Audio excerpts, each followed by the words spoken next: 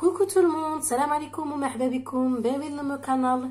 Aujourd'hui nous allons préparer alors un gâteau typiquement turc qui s'appelle le gâteau qui pleure.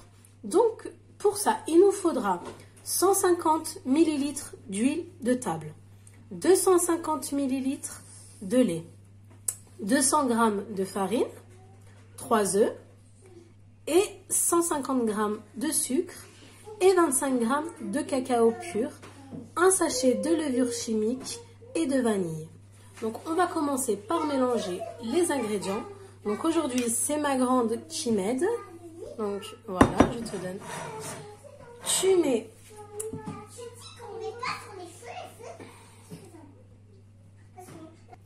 dans un saladier, on rajoute le sucre. On casse les œufs, on les rajoute.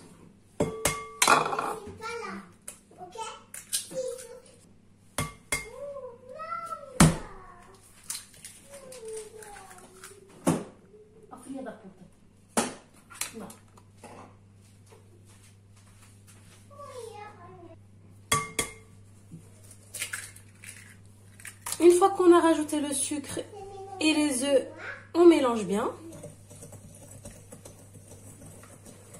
On fouette énergiquement. Allez, on fouette, on fouette, on fouette, on fouette. Allez, montre-nous que tu as de la force. Voilà. Maintenant, on rajoute le lait. Donc, 250 ml de lait qu'on a rajouté avec les 150 g de sucre et les 3 œufs. On rajoute les 150 ml d'huile. Allez, il faut suivre là. Hein. Et on remélange. Voilà, sans en mettre partout de préférence. Ça sera mieux parce qu'après c'est maman qui fait le ménage. Ouais, bon, à cette allure, on y a encore demain. Hein. Voilà. On rajoute le cacao. Donc 25 g de cacao, 100% cacao, moi j'ai pris. Donc là, on remélange. Sans en mettre partout. Merci. Non mais fais-le bien s'il te plaît. Fais sur les côtés s'il te plaît. Maintenant on va rajouter les 200 g de farine. Voilà. On rajoute les sachets de levure. Donc c'était un sachet de levure chimique et un sachet de sucre vanillé. Donc on les rajoute. Une fois qu'on a rajouté la levure chimique, on rajoute un sachet de sucre vanillé.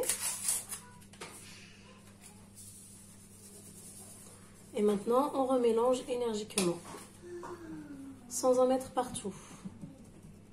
Et on prend bien sur les rebords.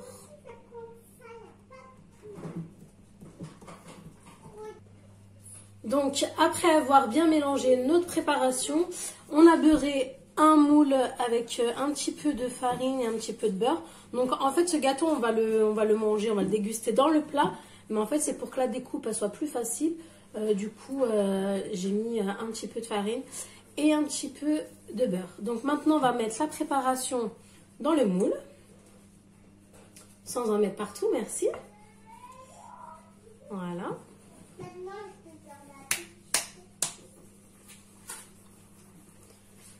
Voilà, on en verse bien. À l'aide de votre spatule, vous raclez bien tout ce qui reste dans le moule. Donc voilà, une fois qu'on a mis dans le plat, on va le mettre dans le four que j'ai préchauffé à 180 degrés. Donc on va le laisser entre 15 et 20 minutes. Donc à vérifier selon vos fours. Alors une fois que le gâteau il a bien cuit, on va venir le piquer avec un cure-dent. On va faire des trous un peu partout. Dans une casserole, j'ai fait bouillir 200 ml de lait avec une cuillère de cacao amer. Donc on a laissé refroidir. Maintenant, je vais imbiber ma génoise.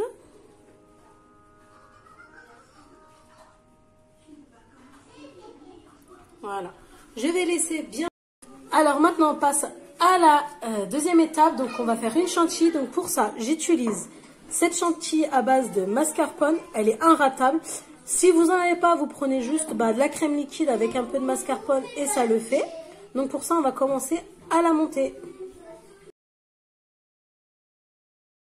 Donc maintenant, on a monté notre chantilly, elle est super bien montée. On va la mettre alors sur le plat. Alors on prend notre plat qu'on a bien imbibé. Donc on rajoute la chantilly comme ça. Voilà.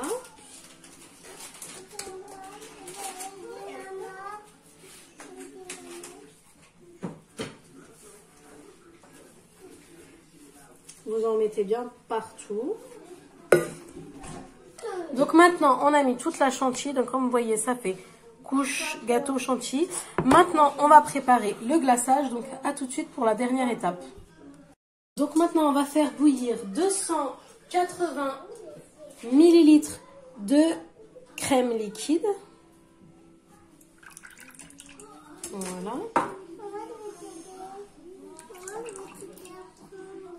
Donc en attendant que la crème liquide bout, j'ai cassé 200 g de chocolat et après je vais verser le liquide, la crème liquide sur le chocolat pour faire le glaçage. Donc à tout de suite. Donc maintenant que ça a bouilli, on va mettre sur le chocolat et on mélange. On mélange, donc hop. Maintenant qu'on a fait fondre le chocolat avec la crème, et ben on va rajouter le chocolat. Hop, donc on en met partout.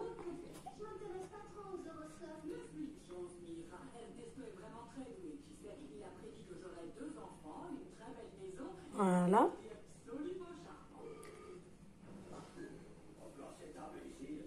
Hop.